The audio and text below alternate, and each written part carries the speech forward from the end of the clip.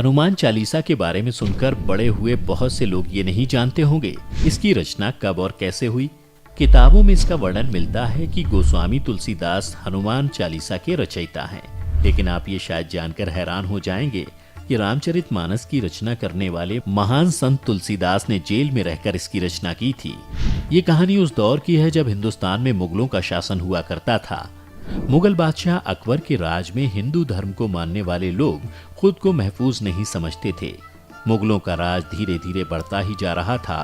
कहा जाता है कि उसी दौर में एक दिन भगवान राम के परम भक्त तुलसीदास को अकबर ने अपने दरबार में बुलाया और कहा कि मैं प्रभु श्री राम के दर्शन करना चाहता हूँ। तब गोस्वामी तुलसीदास ने कहा कि हे राजन, हमारे आराध्य देव प्रभु तो सिर्फ भक्तों को दर्शन देते हैं, आपको कैसे दर्शन दे सकते हैं।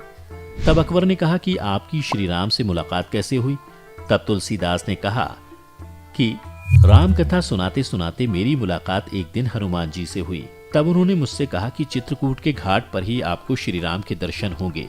मैं राम घाट पर एक दिन बैठा था, तभी दो युवक दिखाई दिए, लेकिन मैं उन्हें पहचान नहीं सका। इस बात से मैं बेहद उदास था।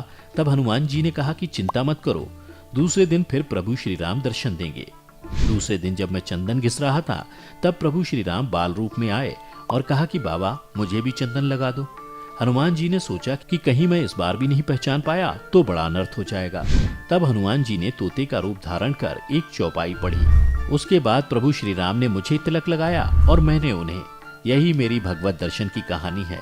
लेकिन आपको इसके लिए हिंदू धर्म अपनाकर भगवान की भक्ति करनी होगी, तभी प्रभु श्री राम के दर्शन होंगे।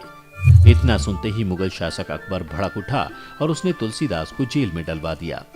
हालांकि इतिहास की कई किताबों में इस बात का वर्णन मिलता है कि अकबर हिंदू धर्म का विरोधी नहीं था, उसे एक अच्छे शासक के रूप में दिखाया गया है।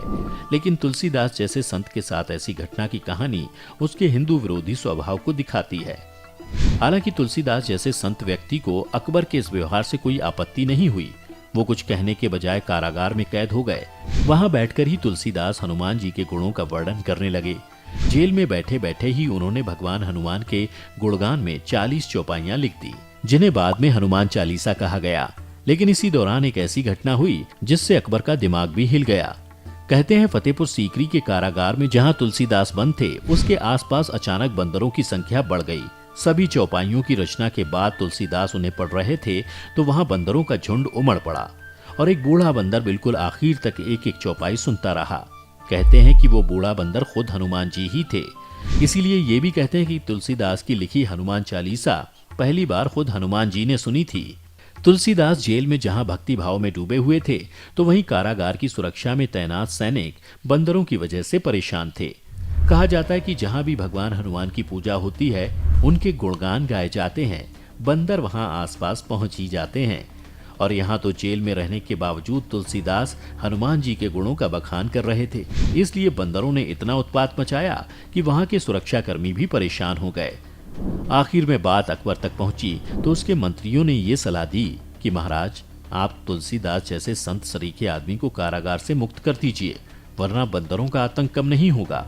क्योंकि हमने सभी तरह के उपाय करके देख लिए, बंदर शायद इसी वजह से लोगों को भयभीत कर रहे हैं। तब अकबर ने कहा ठीक है। कहते हैं अकबर ने जैसे ही तुलसीदास को जेल से रिहा करने का आदेश दिया, बंदरों का आतंक तुरंत थम गया। इन्हीं वानर सेना के सहारे तो प्रभु श्री राम ने लंका का युद्ध जीता था। तो भला तुलसीदास को जेल से रिहा करवाना उनके लिए कौन सी बड़ी बात थी। आजकल ऐसी पौराणिक कहानियां किताबों में नहीं मिलती। आपने मुगलों का इतिहास पढ़ा होगा जिसमें अकबर के शासन और उसके युद्ध का बखान होगा, लेकिन ऐसी कहानियों को कहीं जगह नहीं मिलती। क्योंकि इतिहास में धर्म को जगह देने की जब भी बारी आई तो इतिहासकारों ने ये कहकर पीछा छुड़ा लिया कि पता नहीं ऐसी कहानियों की क्या विश्वसनीयता होगी। लेकिन आपको शायद ये जानकर हैरानी होगी कि हनुमान चालीसा दुनिया भर में सबसे ज्यादा पढ़ी जाने वाली पुस्तिका मानी जाती है। हमारे हिंदुस्तान में ज्यादातर लोग भूत प्रेत के डर से हनुमान चालीसा का एक एक चौपाई याद रखते हैं। हर शनिवार और मंगलवार लोग हनुमान चालीसा का पाठ करते हैं। पहली 10 चौपाई में हनुमान जी की शक्ति का बखान किया गया है, जबकि 11 से 20 तक चौपाई में भगवान राम का गुणगान किया गया है। इसके अलावा 11 से 15 तक लक्ष्मण के बारे में और आखिर की चौपाई भगवान हनुमान की कृपा के बारे में बताती हैं। हनुमान चालीसा पढ़ने वाले व्यक्ति को कभी भी भूत प्रेत या अकाल मृत्यु का डर नहीं होता। इसलिए कहते हैं व्यक्ति को रोज एक बार हनुमान चालीसा का पाठ करना चाहिए।